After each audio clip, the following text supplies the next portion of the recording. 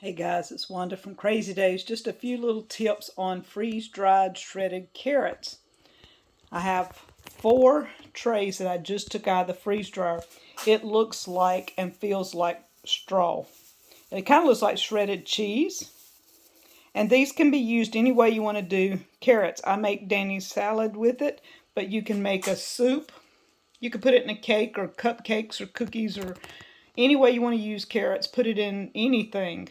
But a really smooth carrot soup with them already shredded like this, they should cook and just blend up really well. One tip,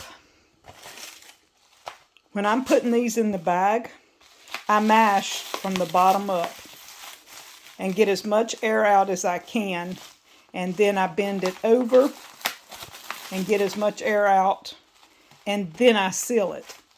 That way you don't have a big puffy bag. You've got a lot of the air out already because you're putting oxygen absorbers in here, and you don't want to fill the bag with air and your shredded carrots or whatever. These carrots came from our garden. We harvested them yesterday.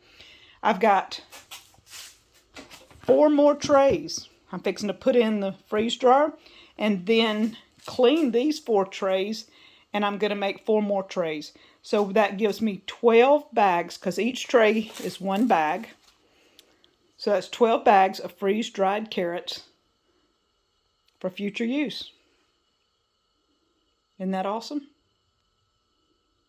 Thank you guys from Crazy Days.